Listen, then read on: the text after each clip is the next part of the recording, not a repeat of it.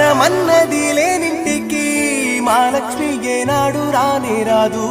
ఆప్యాయతన్నది లేని నాడు ఆ మనిషి బతుకసలు బతుకే కాదు. విడిపోయి కూడే వేళ